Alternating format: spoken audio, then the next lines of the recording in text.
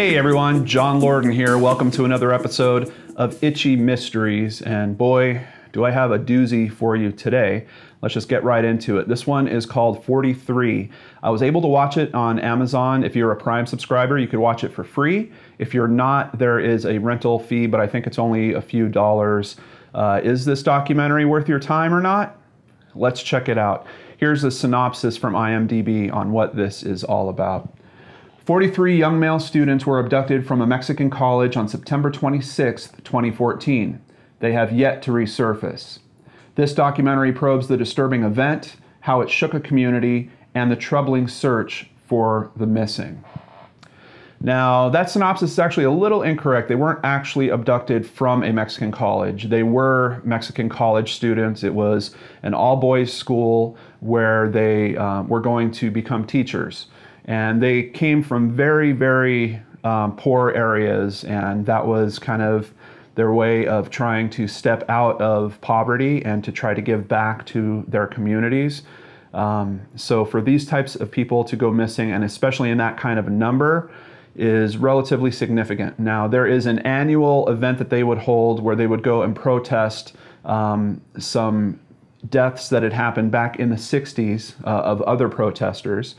And apparently they were getting ready for this protest. I'm not sure if they were on their way to the protest or if they were commandeering vehicles. Essentially, they needed several buses to transport all the people that were going to be part of this protest.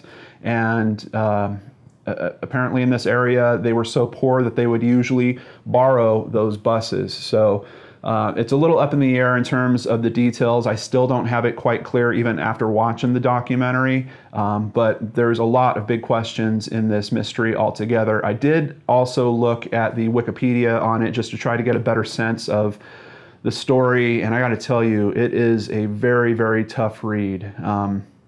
What really strikes me about it is, first of all, you have the tragedy of the students going missing.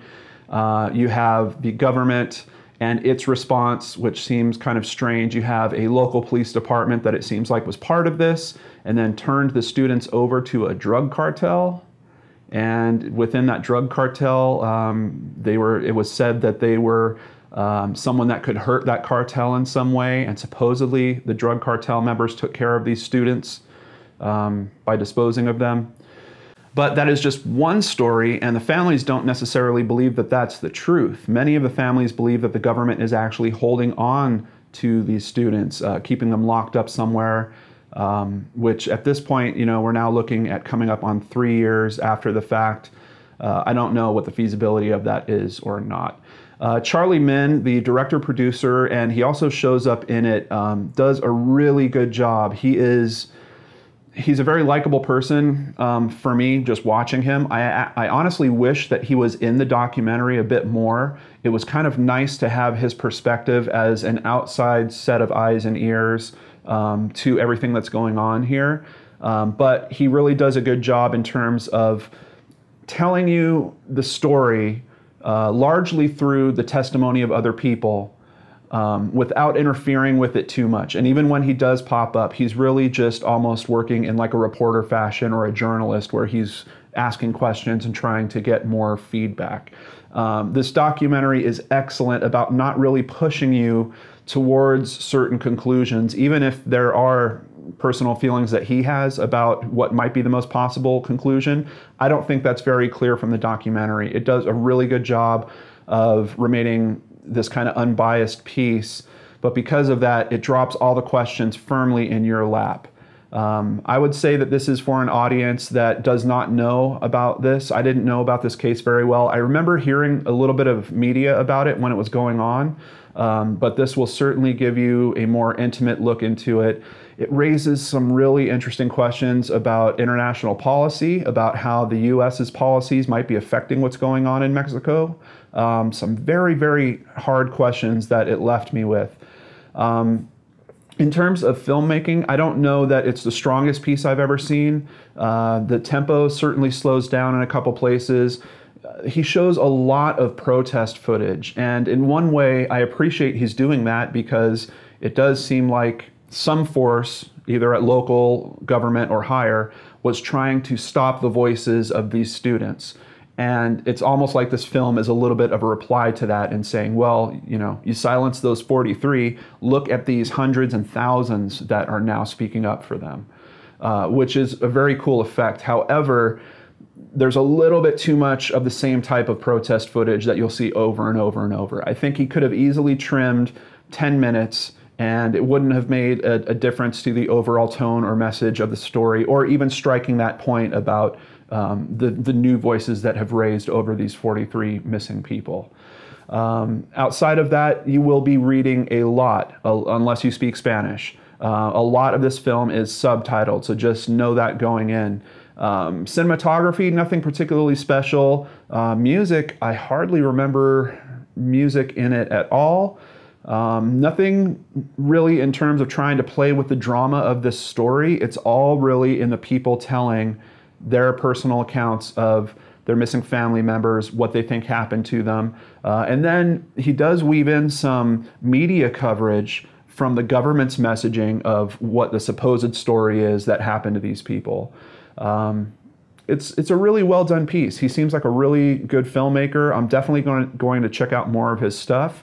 I think that this one in particular, rating it, which I almost hesitate to rate it because the message that's behind it is so important. If you don't know about this, just do me a favor and at least read the Wikipedia so you can understand a bit about this case and what's going on with it. If that entices you, please check out this documentary. But rating it as a piece of art, which is what this show is about, a piece of documentary art in particular, I'd give it a 6.5. I think there was some things that could have really lightened it up, made it a little bit quicker in places, because it does seem to slow down and drag in some places.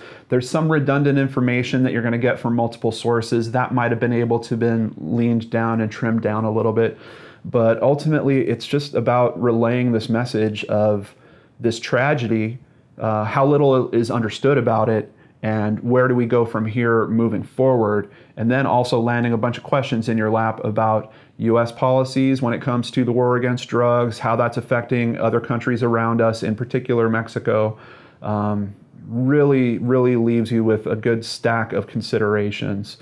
Not the easiest documentary that I have watched. It's a very tough one, and it left me a bit troubled.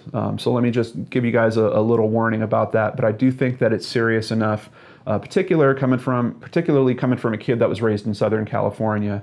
I knew a lot of Mexican immigrant families that were here legally and illegally, and to just get a glimpse into what they were how they were trying to better their lives in this way is really unique, and I think it's really important. So I kind of suggest that you check it out if you want to learn more about that. You know, on this show, I don't always go for the easy topics. This is one of those films that falls into that category. If you're a fan of this channel, which I hope you are if you're watching this, I think you're really going to appreciate Charlie Min's approach to this. That's another thing that makes this a really worthwhile piece. And like I said, I wish there was a little bit more of him in it. But thank you so much for joining me on this episode of Itchy Mysteries. I appreciate each and every one of you out there. Hope you're having a great week. Come back tomorrow for a new episode of Brain Scratch. I will see you there. Take care.